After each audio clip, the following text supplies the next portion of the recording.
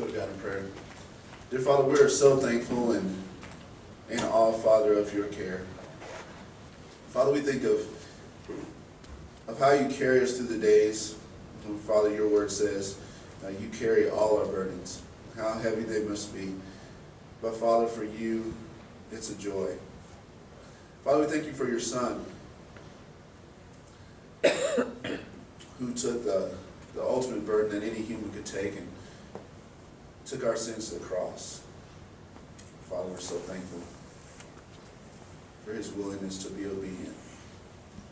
Father, help us as we try to follow him in his path to glory. Father, we're so thankful. Father, be with us now as we enter a time where we need to focus on your word so we can take out a good message to the world that desperately needs it.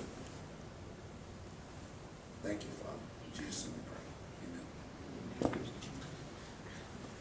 Amen. Our reading will come from John chapter 5, verses 1 through 9. Please listen closely. Please read along. Sometime later, Jesus went up to Jerusalem for one of the Jewish festivals. Now there is in Jerusalem near the sheep gate a pool, which in Aramaic is called Bethsaida, and which is surrounded by 5 covered colonnades. Here a great number of disabled people used to lie, the blind, the lame, the paralyzed. One who was there had been an invalid for 38 years. When Jesus saw him lying there and learned that he had been in this condition for a long time, he asked him, "Do you want to get well?" "Sir," the invalid replied, "I have no one to help me into the pool. When the water is stirred, while I am trying to get in, someone else goes down ahead of me." Then Jesus said to him, "Get up, pick up your mat and walk." At once the man was cured. He picked up his mat and walked. The day on which this took place was a Sabbath. Please be seated.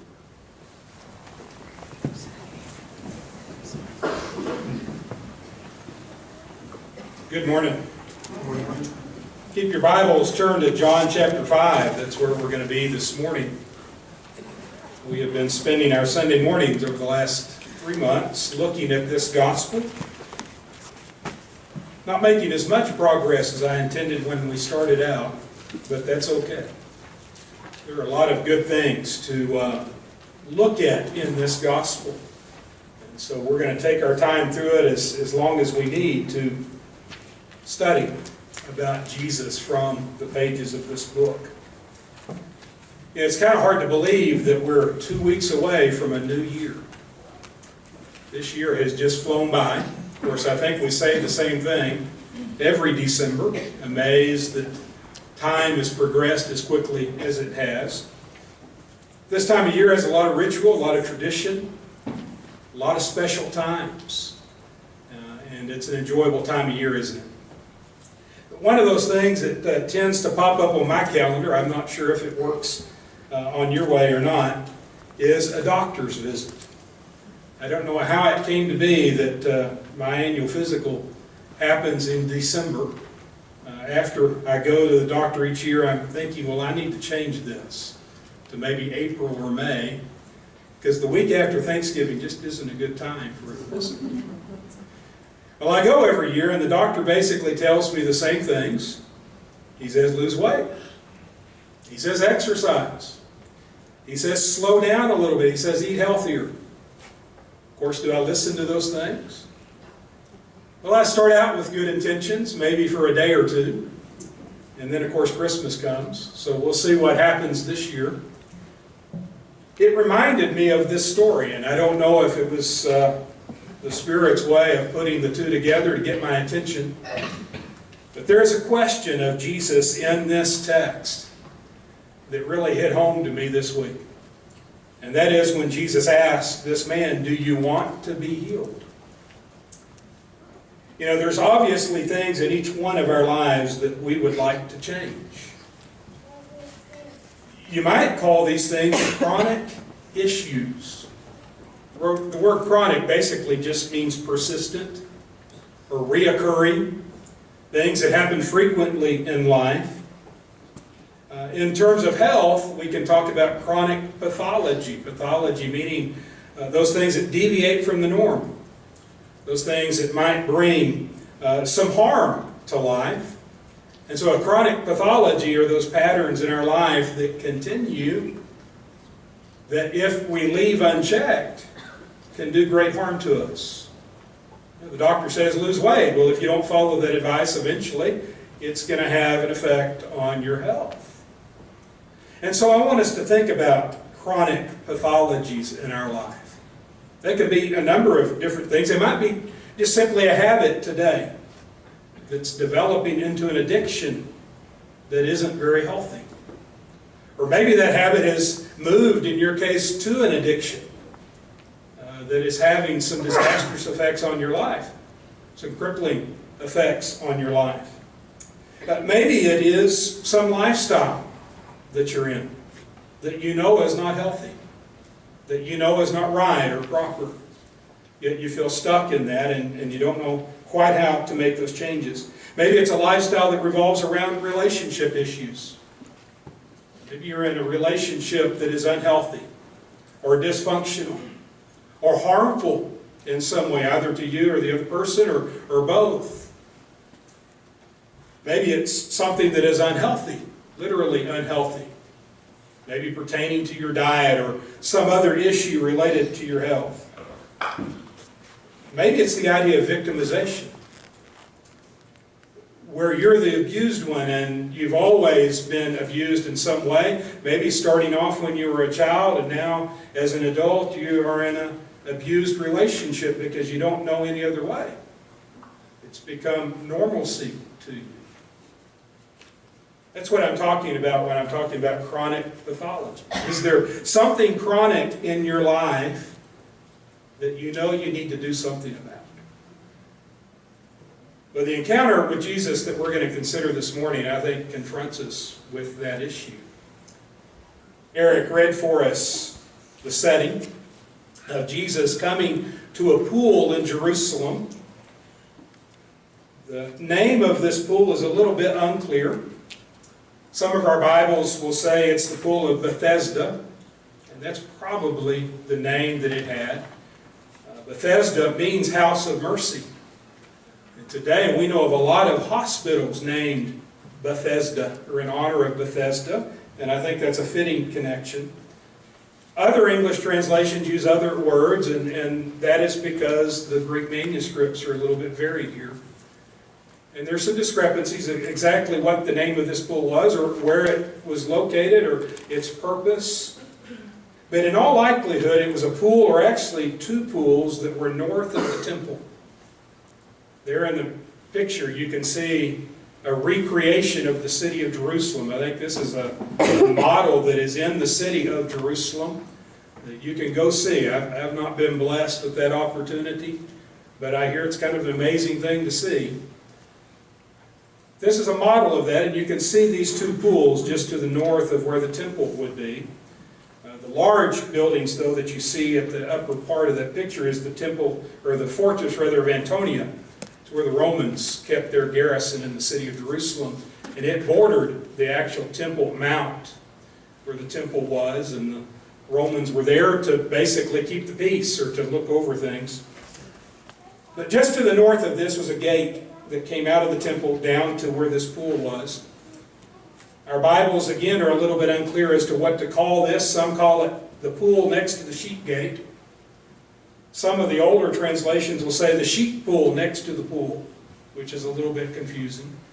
It seems that this entrance to the temple was where the livestock was brought for sacrificial purposes, and this pool on the outside, at least initially, was a place to water the livestock.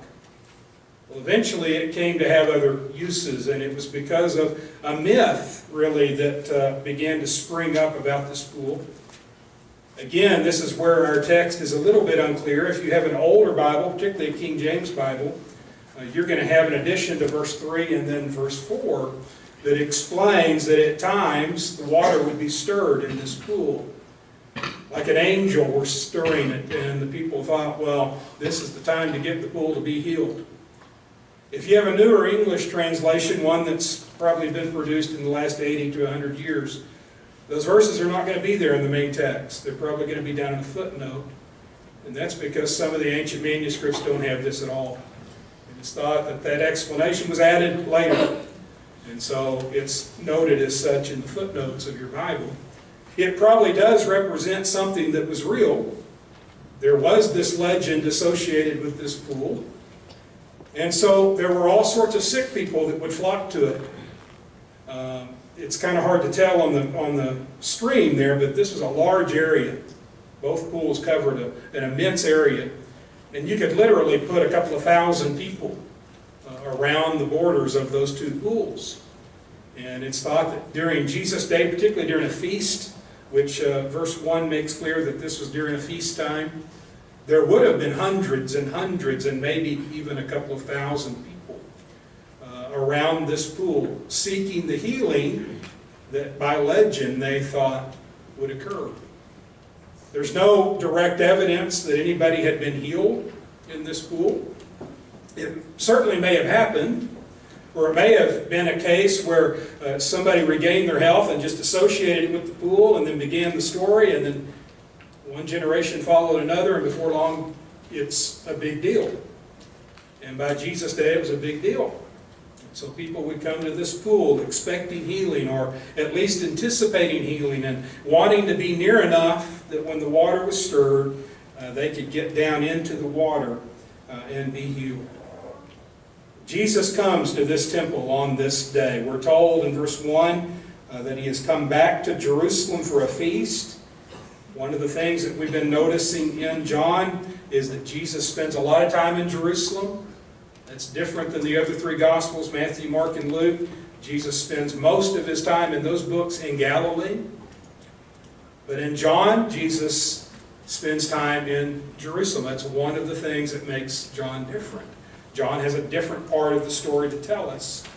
Well, Jesus has come back from Galilee. He was in Galilee at the end of chapter 4. He'll be in Galilee again in chapter 6. But here he is in Jerusalem again. One of the interesting things is it seems like he's alone, because it doesn't mention the disciples at all. Now, they may have been there, just silently there watching, but at least from John's point of view, they're not there. It's just Jesus. He's come to this pool, and he, out of all of these dozens and dozens, hundreds, maybe a couple of thousand people, he comes up to this man who had been sick for a long time. We're told 38 years. Jesus lived in a day and time where the life expectancy was about 45. So for a man to be ill for 38 years is most of a lifetime. Some of our Bibles say he was an invalid, although the Greek word is an unclear word. It just means he was sick. He certainly may have been an invalid or lame where he couldn't walk, and that's the impression that he'll give to Jesus, that he wasn't able to move very quickly or move on his own power. And so he may certainly have been lame, but it's left unclear. And I think that may be purposeful for a reason that we'll see in just a moment. But out of all of these people, Jesus comes to him. I don't know why that is. It may be what this verse implies here that's on the screen, that Jesus knew he had been there a long time. We found out with the woman at the well that Jesus knows things about people. Blessed with that knowledge. Of course, being God, he has that knowledge. And so maybe he knew this man's circumstances. Maybe just as we saw with the Samaritan woman, Jesus intentionally met up with her. Maybe he's intending to meet with this man. Or it may have just been that it was rather obvious that this man had been there a long time. One of the things I've wondered about over the years thinking about this man is how he got to and from this pool.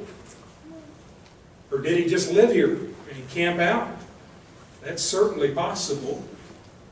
But I think it would have probably been possible that he would have lived somewhere else in the city or maybe in the countryside, and every morning made his way here somehow, maybe with the help of others, and then in the evening would have gone back. We just don't know. If it was the case that he was totally alone, because it doesn't seem like he has friends or family around helping him, he may have literally been stranded at this pool. Maybe that's where he lived day and night.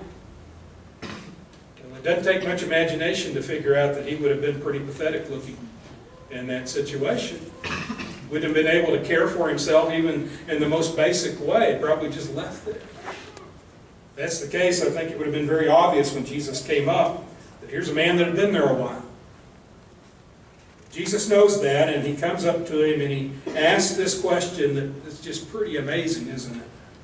He says, "Do you want to be healed?" Now we hear that and we think, well, duh, it's pretty obvious. You would think somebody in that condition would certainly want to improve themselves. They would want healing. Who would want to live that way day after day after day? And the man does respond, although notice his response is more of an excuse. He doesn't answer the question, "Do you want to be healed?" directly. He just says, "Sir," this is verse 7, "I have no one to put me into the pool when the water is stirred," referring possibly to that legend. Although again, remember that legend is not clearly stated in the text originally. "I have no one to put me in the pool when the water is stirred, and while I am going, or at least attempting to go, another one steps before me." Notice the excuse. Now maybe it's a very valid excuse. Certainly his condition may have precluded him from getting in the pool. But I think it's interesting, he doesn't answer the question, "Do you want to be healed?" He just gives the excuse. Maybe the excuse is the answer. He doesn't say, "Yes, I want to be healed." You would think maybe that would come out. Well, I think the coupling of Jesus' question and this man's answer may imply some things about this man. Maybe it was, again, his inability to act on his own. He may not have been physically able to go that short distance from where he was laying into the pool. And the description I have of the pool is it was actually a very deep pool, about 20 feet deep. It may have had 2 or 3 steps at the edge of it that you could kind of dip a foot down in or a hand down in. But to actually get fully into the pool would require some physical ability that this man may not have had. Again, that's left unclear to us. We don't know what his infirmity was. He was just ill. It may be that he was seriously ill and physically maimed where he couldn't walk. It may have been that he was just taking advantage of the situation too. We'll talk more about that in a moment. But again, it could be his inability. It also, again, gives rise to the question, where's the man's family and his friends? Who took care of him? Who brought him food? Certainly somebody had to have been doing that, so couldn't somebody have helped him into the pool? Well, we don't know. There's too much that's left unclear. It may be that this man was just resigned to his illness. After all, it had been 38 years. Maybe he was well past the time of caring about his illness, or well past the time of thinking, well, I can do something about this. Have you ever known somebody like that? That gets so overwhelmed with despair in their life that they don't think there's an answer? So they become resigned to where they are in life. Maybe you've been that way yourself. Maybe that's what this man has come to. Or maybe it's an ease or an acceptance that the man had toward his illness. It wasn't a big deal to him, or maybe he felt sorry for himself. There certainly doesn't seem to be a motivation to improve his life. You know, he offers up the excuse to Jesus, but it almost seems kind of a half-hearted excuse. Or maybe the man found it to his advantage to be ill. Now, you may say, well, that's an awful thing to say about somebody that is in this desperate position. But let's be real for just a moment. There are times where people have found advantage in those situations, aren't they? You know, begging can be profitable. That may be the politically incorrect thing to say, but it's the reality at times. Not always. Certainly begging may be something that you have to do to provide for yourself. And I think we need to be open-minded and kind-hearted toward those that are in need and asking for assistance. But we do know that there are cases where it's not all that legitimate. Maybe Jesus asking, do you want to be healed, is Jesus' way of calling this man on that. In fact, we're going to get a little clue here a little bit later in this story that may suggest that. Maybe this man was just taking advantage of people. Now, he may certainly have been ill, maybe not to the point of surrendering his life to the circumstance, or literally putting himself at the mercy of others. Alice McKenzie wrote this. She said, "It is possible to build a whole life around our suffering or illness." And she'll go on in the next paragraph to explain whether legitimately or non-legitimately.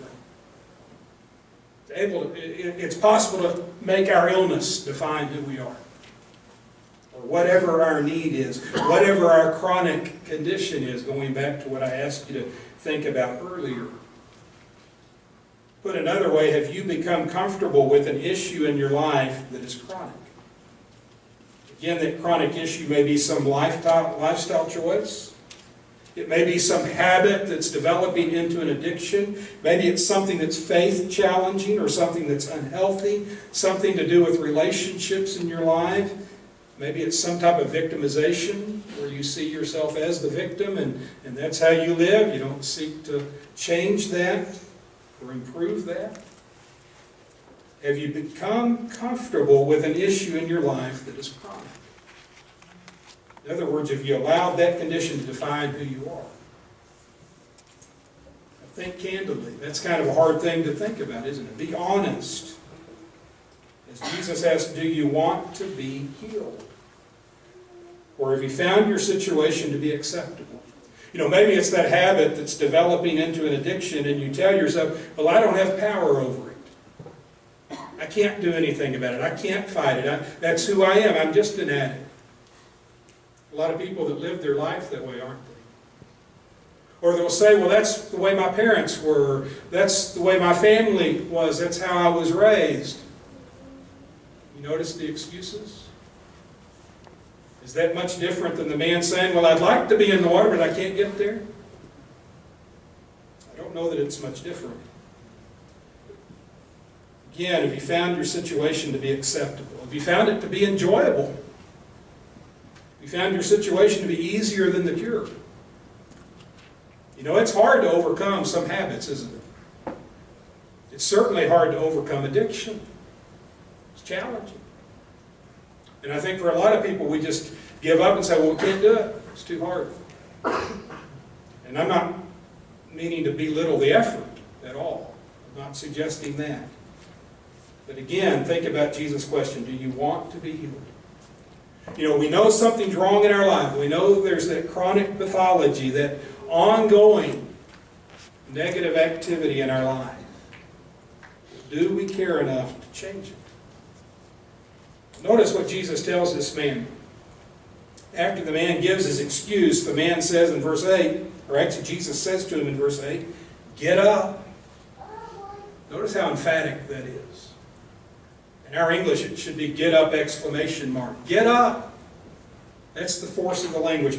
Get up, take your mat, and walk. Notice what Jesus is asking of this man. First of all, it's a choice. Jesus doesn't pull the man up. He says, get up. Get up under your own power. Do it. There's a choice there. There's an action of getting up, something physical. There's a commitment. Take that mat, he says, and walk. There's a commitment to this. Of course, all of that is hinged on trust and faith. The belief that it can be done. And in fact, I think what Jesus is telling the man, he's saying, take control of your problems. Notice he didn't just say get up. He says get up and take your mat and walk. Take ownership. You know, that mat had probably been his safety zone, where he had spent much of his days over these 38 years. Jesus is saying, instead of allowing that to carry you, you carry it. Take control. Don't be controlled any longer. I don't know that we would say Jesus' statement there is very politically correct, because he certainly didn't coddle the man. Now, Jesus was certainly sympathetic, I think, but he was also very direct, wasn't he? Not just to this man, but to others. Take control, he's saying. Don't we allow those chronic situations in our life to control us? Those habits can control us, can't they? In fact, if we allow them to control us too much, that's when it becomes an addiction. Those relationship issues that we know are not healthy, we allow to define us and control us because we don't know how to change or we don't want to change. We become too comfortable in it. Sinful activities that we're doing, they become part of our everyday life. They become normal. So we just allow them to continue. They control us, don't they? We become a slave to them. Well, I think this man's conduct in the verses that follow are going to show the seriousness that he wasn't giving to his condition. Because what he does is he goes out, he goes to the temple. Now maybe that's a good step. He's going to the temple. Maybe he's going there to praise God for his healing. I don't know. We're not told that directly. We are told when he is there, he's confronted by some of the religious leaders who see him carrying this mat, and we're going to make more of this next week. But they're offended. They say, well, that's work. You can't be doing that. And he says, well, somebody told me to do that. He didn't know who Jesus was. Doesn't seem like he wanted to know who Jesus was. He was just going to go about his life. I think it may be a sign that he was taking his healing for granted. That he really wasn't prepared to move forward very much from his chronic situation. Jesus meets back up with him, verse 14. And this is where Jesus is even more direct than when he said, get up and take your mat and walk. He tells him, verse 14, see that you're well. Acknowledge it. Embrace it, I think is what Jesus is saying. Then he says something which seems kind of surprising to us on the surface. He says, sin no more, so that nothing worse may happen to you. Sin no more. What was the man's sin? We don't know for sure. We're not told. I think we're expected to read between the lines, though. Maybe it was a lack of gratitude for his healing. Again, he had been healed. He wasn't in any hurry to find out who Jesus was, the man that healed him. Maybe it was apathy. Just as he didn't care about his illness, he's not really all that excited about what's just happened to him. Nothing much has changed mentally. Maybe physically he's well, but mentally he's not. Maybe Jesus saw that he was still taking advantage of his condition. Again, we don't know what he was doing in the temple. Maybe he was there still begging. Instead of being confined to the pool begging, maybe he's now begging in the temple. Now, I don't know if that's the case. But again, Jesus says, stop sinning. Maybe he's still taking advantage of that situation, living off the mercies of others instead of going and becoming productive now that he is able to, now that he has found that healing. I don't know which of those is correct. Maybe it's a different issue. Maybe there was some other sin involved. Maybe his condition to begin with was a product of sin. We know a lot of people who have done some stupid things in life. Maybe you've done that. I know I've done some crazy things that have had some consequences in my life. Maybe some choice he made 38 years before this led to the condition that he found himself in. Maybe he's continuing in that, whatever that may be. I don't know what it is. There's certainly a lot of things in life that can impair us. A lot of bad activities that we can be involved in that can harm us. Maybe that's why Jesus is saying, sin no more. Stop doing it. A lot of open-ended questions, aren't there, as we look at this man? I think those are intentional. We're meant to think our way through this. It may not be a direct answer to any of this, but maybe it's to prompt us into thinking about the initial question, do we want to be healed? Or are we so tied to those chronic issues in our life that we're not moving past them? This man is not moving past them. Jesus is saying, see that you're well. Sin no more, that nothing else may happen to you. I think we need to remember this as we close. There's a big difference between treatment and healing. You know, a treatment is usually something that's temporary. It's a momentary fix. It's something that might bring a cure or healing that's more permanent, but it's something we've got to be committed to, isn't it? That treatment. You know, for instance, maybe you've developed some kind of illness and you go to the doctor and the doctor says you need to take this medicine for so many days and you need to do this for your treatment, and you go home and you abide by those things the doctor has told you. In all likelihood, you're going to recover from that illness. But if you go home and just throw that medicine aside and think, well, I know best, and you go about doing what you've been doing to take care of yourselves, you're probably going to persist in that illness, aren't you? And if it's anything serious, it's going to get worse and maybe even lead to something much worse than an illness. So treatment can be a temporary thing. Healing is the idea of permanence. Life-altering change. Jesus came in and gave this man a new lease on life. He gave him healing. For this man to make that healing permanent, there needed to be some commitment on his part. The same is true with us, isn't it? And so I come back to that original question of Jesus that's asked not just of this man, but I think we're meant to hear it in our life. Do you want to be healed? Again, think about those chronic issues in your life. Those behaviors, relationships, places that you put yourself in. Things that bring harm that you know are not wholesome. Are you willing to break from them? Are you willing to change? God is there to provide that healing. He certainly promised that life to us in Jesus. But we've got to make that choice, don't we? We've got to take that action. We've got to make that commitment. We've got to have that faith. So where are you this morning? Next week we're going to continue in this same chapter, because this episode of this healing actually leads to a confrontation between Jesus and the religious leaders. It's almost like Jesus is put on trial over what he has done for this man. And so that's where we're going to take the lesson next week, and so be reading the remainder of chapter 5. Maybe you're here this morning and are ready to come and profess your faith in Jesus as Lord and Savior, the one that can bring healing and life to you. Maybe you're ready to come and profess faith in Him and to be baptized in Him, to be reborn.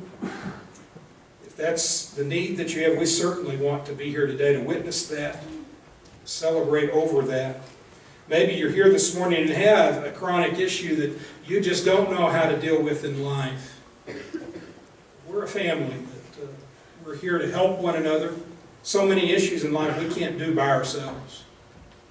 We need God, certainly, but God also uses His people to help us.